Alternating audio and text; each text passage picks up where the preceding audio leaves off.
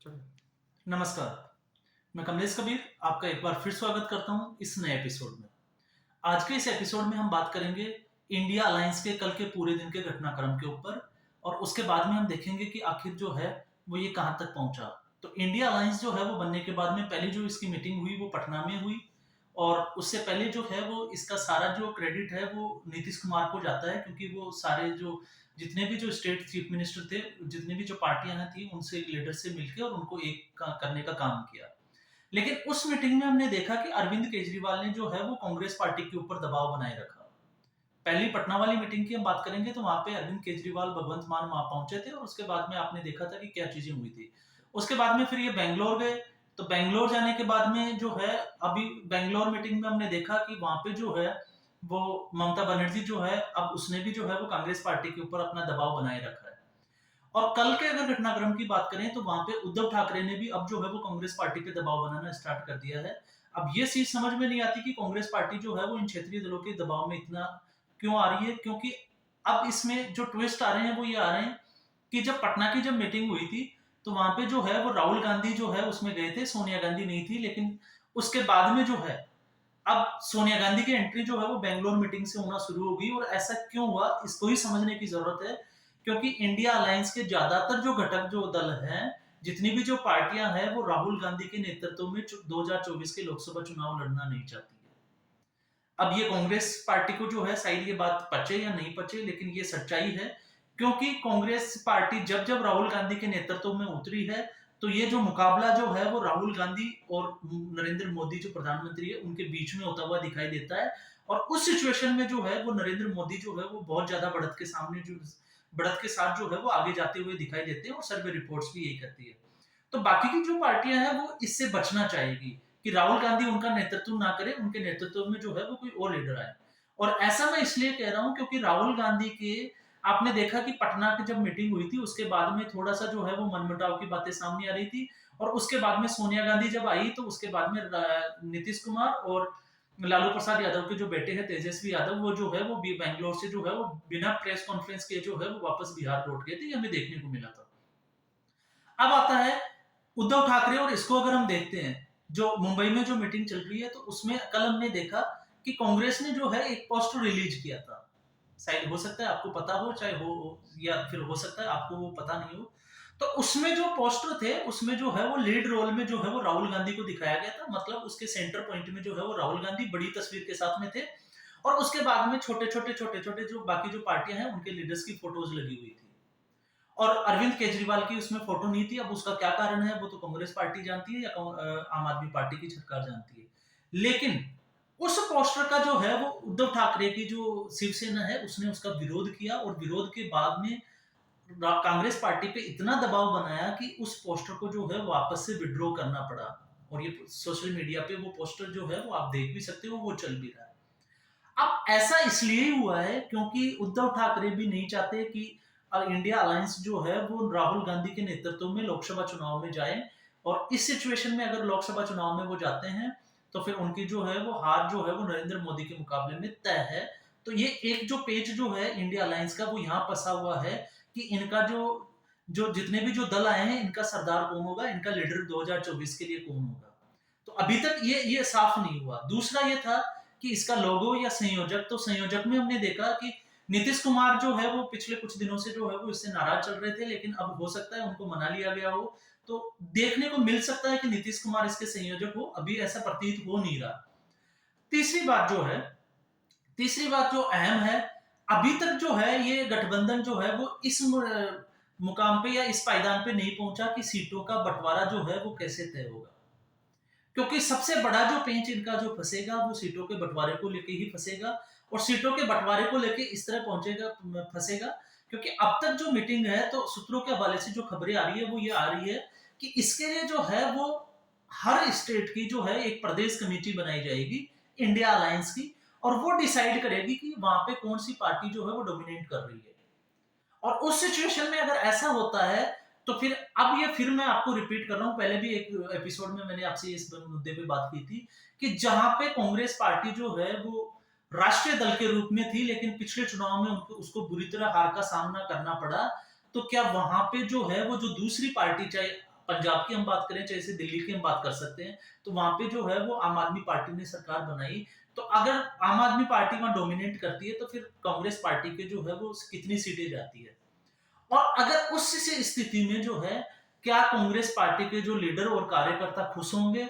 और अगर ये सिचुएशन बनती है कि उनके लीडर और कार्यकर्ता जो है अगर वो नाखुश होते हैं, तो पार्टी का टूटना हर प्रदेश में उसमें जो है वो लगभग जो है वो तय माना जा रहा है। और ये हमने पिछले चुनाव में देखा भी है, क्योंकि इस ऐसी सिचुएशन जब आती है तो बड़े-बड़े जो नेता है वो एक दल छोड़ के दूसरी पार्टियां ज्वाइन कर लेते हैं, जहां पे उनको जो है अपना फ्यूचर दिखाई देता है।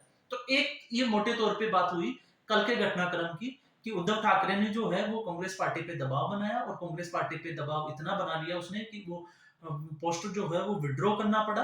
और अभी जो है वो इंडिया अलायंस ये तय कर नहीं पाया कि किसके नेतृत्व में जो है वो चुनाव लड़ेगा। दूसरा जो है, अब हम बात करेंगे इसी के साथ में, जब कल गठबंधन की जब मीटिंग हो रही थी, तो जिसको कहते हैं कि प्रधानमंत्री नरेंद्र मोदी की तरफ से या भारतीय जनता पार्टी की तरफ से प्रहलाद जोशी, जो संसद के जो सदन के जो नेता है, संसदीय कार्य समिति के लिए जो लीडर है, उन्होंने एक ट्वीट किया कि संसद का जो विशेष सत्र जो है वो 18 से 22 सितंबर जो है उसकी तारीख तय की गई है, और संसद का विशेष सत्र बुलाया गया है। अब आप इसकी क्रोनोलॉजी को भी समझिए कि संसद का विशेष सत्र बुलाया गया है, तो डेफिनेटली ये सत्र भी लोकसभा का जो है आखिरी सत्र जो था वो मानसून सत्र था, और मानसून सत्र जो है वो हंगामे की भेंट चढ़ चुका था।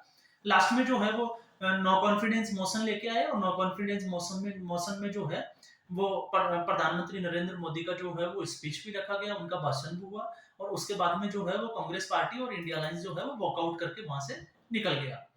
अब ये जो मानसून सत्र खत्म होने के बाद में ये विशेष सत्र बुलाया है, तो अब ये डेफिनेटली कुछ ना कुछ जो है वो नया करने का, या कुछ ना कुछ जो है वो बहुत बड़ा करने का जो है वो भारतीय जनता पार्टी के या नरेंद्र मोदी के दिमाग में चल रहा है। ये बिल्कुल तय है, ऐसे बिल पास करेगी जिसका डेफिनेटली जो है वो भारतीय जनता पार्टी को फायदा होगा।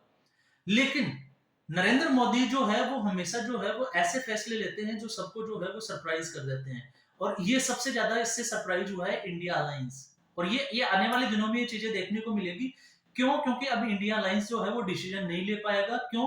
क्योंकि 18 से 22 सितंबर के बीच में इंडिया अलायंस ये देखेगा कि भारतीय जनता पार्टी जो है, एनडीए की जो सरकार है, वो कौन से बिल ला रही है, या वो जो है संसद का जो सत्र बुलाया है वो किस वजह से बुलाया है। एक तो ये बनता है। दूसरा जो है, वो कहते हैं ना कि एक सफुगा छोड़ के चले जाते हैं। प्रधानमंत्री नरेंद्र मोदी जो है वो ये कहावत बिल्कुल ठीक है कि वो दिमाग में सबके रहते हैं। विपक्ष के दिन, पूरे दिन आप देखिए मीडिया चैनल्स के ऊपर, चाहे डिबेट शो हो चाहे किसी का भी, आप उनके दिमाग में जो है वो नरेंद्र मोदी के अलावा कोई नहीं होता। वो मोदी विरोध में ही उतरे हुए होते हैं। चाहे फिर इंडिया जो है वो कितनी सफलताएं उसको मिल रही है, कोई अच्छा काम किया या नहीं किया, लेकिन उन्होंने मोदी को जो है वो गालियां देनी है, मोदी विरोध में बात करनी है। तो इसका मतलब एक चीज तो तय है कि इनके दिमाग में जो है वो मोदी विरोध या प्रधानमंत्री नरेंद्र मोदी बैठे हुए हैं। लेकिन प्रधानमंत्री नरेंद्र मोदी जो है वो इनकी समझ से परे हैं। ये अभी इनको समझ ही नहीं पाए, क्योंकि ये कुछ करने जाते हैं उससे पहले जो है प्रधानमंत्री जो है वो एक सफुगा छोड़ते हैं और इनकी फिरकी लेते हैं। तो ये जो अभी जो गठबंधन है, ये प्रधानमंत्री मोदी की जो फिरकी है उसमें फंसा हुआ है, और अभी ये नहीं लगता कि ये इससे बाहर निकलता हुआ दिखाई देगा। क्योंकि हो सकता है, कयास लगाए जा रहे हैं, गारंटी कोई नहीं ले रहा, लेकिन कयास ये लगाए जा रहे हैं कि हो सकता है जो यूसीसी बिल है वो लाया जाए पार्लियामेंट में। भी हो सकता है महिलाओं आरक्षण की बात हो। अगर यूसीसी अगर बिल लाया जाता है, तो फिर हिंदुओं के वोट जो है वो एक तरफा जाते हुए दिखाई देते हैं, तो गठबंधन के लिए एक नई मुसीबत बन जाती है। अगर महिला आरक्षण पे अगर कोई बिल लाया जाता है, तो महिलाओं का जो वोट बैंक है वो मोदी की तरफ चला जाता है, एनडीए सरकार की तरफ चला जाता है। इसके अलावा जो है वो एक देश एक चुनाव, जो बीजेपी का जो है वो मैनिफेस्टो भी में भी ये जो है एक टॉपिक रहा है, पॉइंट रहा है कि एक देश और एक चुनाव। लेकिन ये जो है एक देश एक चुनाव, इस पे बात करना उतना आसान, बात करना बहुत आसान है, लेकिन इस पे काम करना उतना ही मुश्किल है। और ऐसा मैं इसलिए कह रहा हूँ, हो सकता है आपके मीडिया चैनल वाले जो है वो ये बार बार बोल रहे हो कि एक देश एक चुनाव जो है वो बीजेपी सरकार लेके आएगी, लेकिन ये जो है वो बिना प्लानिंग के लिए नहीं ला सकती, क्योंकि उन्होंने अपनी टीआरपी बढ़ानी होती है, तो वो इसको बढ़ा चढ़ा के बोलते हैं। और ऐसा मैं इसलिए कह रहा हूँ क्योंकि एक देश और एक चुनाव में दो स्थिति बनती है, एक तो होती है लोकसभा और दूसरा होता है राज्यसभा। तो लोकसभा के जो चुनाव है, एमपी जो है वो इससे ज्यादा अफेक्ट नहीं हो सकता। आप पूरे इंडिया में जो है वो लोकसभा का चुनाव जो है वो विधानसभा के साथ कर सकते हैं। लेकिन अब राज्यसभा की जो क्रोनोलॉजी है वो बिल्कुल उलट है, क्योंकि हर 2 साल के बाद में जो है 1/3 जो है इसके सदस्य जो है वो सदन से जो है वो हट जाते हैं और जो है वापस से नए आ जाते हैं। तो ये 1/3 और 2/3 का जो गेम है, जो स्टेट असेंबली से जो निकल के आते हैं, तो अगर एक साथ अगर सारे प्रदेशों में अगर चुनाव होता है, सारे राज्यों में एक साथ चुनाव होता है, तो फिर राज्यसभा के जो मेंबर्स है वो भी 6 साल के लिए एक साथ ही चुन के आएंगे।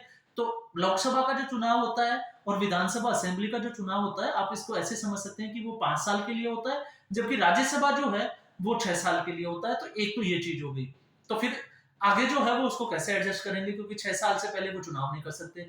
तो हो सकता है या तो इस पे संसद जो एनडीए की जो सरकार है वो या तो इस पे संशोधन बिल लेके आए, पहले इसको संशोधन करे, और संशोधन जो है वो बिना प्लानिंग के नहीं लिए बिना प्लानिंग किए नहीं हो सकता। तो ये बिल लाना तो जो है वो ना के बराबर है।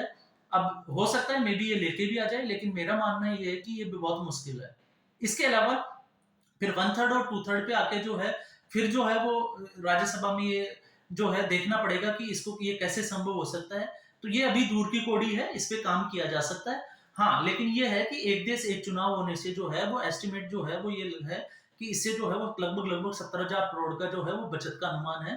तो ऐसा होना चाहिए। लेकिन ऐसा करने के लिए सबसे पहले राज्यसभा और लोकसभा इसमें जो है मेरे ख्याल से जो है वो संसद में जो है वो सदन के पटल के ऊपर पहले संशोधन बिल लाना पड़ेगा, उसके बाद में ये चीजें देखनी पड़ेगी। तो ये गठबंधन को एक डिस्टर्ब करने का एक सफुगा टाइप हो गया कि जो है वो मोदी इसकी फिरकी ले रहे हैं, ये गठबंधन इसमें उलझ जाएगा, आनन फानन में ये कुछ गलतियां करेगा। और अभी तो देखने वाली बात ये भी है कि गठबंधन जो है वो तीसरी मीटिंग जो है उनकी चल रही है, लेकिन किसी भी एक भी मुद्दे पे जो है एक साथ आना, मीटिंग करना, मीटिंग में डिनर करना, हंसना मजाक करना और उसके बाद में एक प्रेस कॉन्फ्रेंस करना, ये गठबंधन का काम नहीं होता। गठबंधन का मतलब होता है कि आप जो है वो जनता के सामने जो है किन मुद्दों पे जाने वाले हो, और आपका जो गठबंधन अलायंस जो है वो अपने अपने जो है जितने भी जो पार्टियां हैं उनके लिए क्या दे रहा है और क्या समर्पण क्या छोड़ रहा है, ये जनता के सामने होना जरूरी है। लेकिन 3 मीटिंग होने के बाद में अभी ये तय नहीं हो पाया कि सीटों का बंटवारा कैसे होगा, इनका एजेंडा क्या होगा, इनको काम कैसे करना पड़ेगा, इनका संयोजक कौन होगा। और इनका अगर गठबंधन ये बनाते हैं, और अगर कोइंसिडेंटली, मैं यही कहूंगा कोइंसिडेंटली मैंने इसलिए कहा है क्योंकि ये जीतना तो इनका नामुमकिन है, ना के बराबर है। लेकिन फिर भी अगर ऐसा होता है तो फिर इनका प्रधानमंत्री का चेहरा क्यों कौन होगा, क्योंकि सारी पार्टियां महत्वाकांक्षी है। छोटे छोटे दल जो है वो भी जो है वो कांग्रेस की मजबूरी का, यहाँ पे मैं फिर रिपीट कर रहा हूँ, कांग्रेस की मजबूरी का जो है वो फायदा उठा रहे हैं। और वो ऐसा इसलिए उठा रहे हैं क्योंकि 2014 के बाद में जो कांग्रेस की दुर्गति हुई है, और ये जो कांग्रेस की जो दुर्गति है इसके लिए और कोई जिम्मेदार नहीं है पार्टियां, इसके लिए कांग्रेस पार्टी खुद जिम्मेदार है। इनके कुछ लीडर्स के कुछ स्टेटमेंट्स जिम्मेदार है, कुछ इनकी जो है वो कार्यशैली जिम्मेदार है, और कुछ जो है वो आनन फानन में, जैसे कल भी हमने देखा कि राहुल गांधी ने बिना सोचे समझे जो है वो गार्डियन और दूसरा जो फाइनेंशियल जो न्यूज़पेपर था उसका जो है वो एक मुद्दा उठाया अडानी को लेके। लेकिन ओसीसीआरपी की जो रिपोर्ट्स थी उसमें ये साफ साफ लिखा हुआ था कि हम ये दावा नहीं करते कि वो पैसा जो है वो अडानी का ही था। लेकिन फिर भी उन्होंने जो है वो मोदी सरकार पे सीधा सीधा जो है वो मोदी सरकार पे भ्रष्टाचार के आरोप लगाए। और जब जब आप ये देखोगे कि इस सरकार पे मोदी, स्पेशली मोदी का नाम लेके अगर कोई भ्रष्टाचार का आरोप लगाया जाता है, तो फिर जनता जो है वो सब जानती है, वो सब समझती है कि ये जो जितने भी जो दावे किए जाते हैं भ्रष्टाचार में, इनमें कितना दम है, क्योंकि ये ऑलरेडी हम 2014 से अब तक देखते आए हैं। और जब भ्रष्टाचार और परिवारवाद पे बात करते हैं, तो ये जो पार्टियां हैं अलायंस वाली, इंडिया गठबंधन वाली, ये दोनों ही परिवारवाद पे भी नहीं बच सकती और भ्रष्टाचार पे भी, क्योंकि इनमें भी जो है वो ज्यादातर जो लीडर्स हैं उनके ऊपर जो है वो भ्रष्टाचार के केस लगे हुए हैं। और दूसरा जो है परिवारवाद, तो कांग्रेस पार्टी गांधी परिवार को फॉलो कर रही है, समाजवादी पार्टी यादव फैमिली, मुलायम सिंह जी यादव की जो फैमिली है। उधर आरजेडी की अगर हम बात करें तो आरजेडी जो है वो लालू प्रसाद यादव की पार्टी है, उनके बाद में उनके बेटे आ गए, तो सब जो है वो महत्वाकांक्षाओं में है। अब हम बात करते हैं जैसे बीजेपी की, तो बीजेपी में भी परिवारवाद का मुद्दा उठाया जाता है। लेकिन आपने देखा होगा रीता बहुगुणा के केस में हमने देखा कि एक पार्टी और एक मंत्री वाले केस में जो है वो रीता बहुगुणा को इस्तीफा देना पड़ा, तब जाके उनके बेटे को जो है वो सीट मिली थी। तो भारतीय जनता पार्टी जो है वो इस पे काम कर रही है, लेकिन फिर भी अगर किसी में लीडर में अगर कोई क्वालिटी है तो फिर उसको जो है वो हम परिवारवाद नहीं कह सकते। तो आज के एपिसोड में बस इतना ही। कल एक फिर एपिसोड के साथ में, एक नए मुद्दे के साथ में अगले एपिसोड में मैं फिर हाजिर होऊंगा। तब तक के लिए आप सभी को धन्यवाद, शुभकामनाएं। और साथ में जो है मैं उम्मीद करूँगा कि आप जो है इस चैनल को, अगर आपको ये पसंद आता है, तो इसको सब्सक्राइब करें, लाइक करें और ज़्यादा से ज़्यादा अपने ग्रुप्स में जो है वो शेयर करें और लोगों को तक जो है इनकी सच्चाई, क्योंकि कोई भी वीडियो जो बनाए जाते हैं, आपने देखा होगा मीडिया, गोदी मीडिया और लुटियंस मीडिया, तो दोनों में ये बटा हुआ है। मैंने इस पे एपिसोड भी बनाया था कि ये क्यों बटा हुआ है, कैसे जो है वो लोग इनको गोदी मीडिया और लुटियंस मीडिया का नाम देते हैं। तो एक तरफा नहीं होके जो है वो हर जो कोई भी खबर आती है तो पहले उसका जो है वो एनालिटिकली जो है आप जो है विश्लेषण करना सीखें, उसकी सच्चाई का पता करें और उसके बाद में लोगों को इसके लिए जागरूक भी करें। धन्यवाद।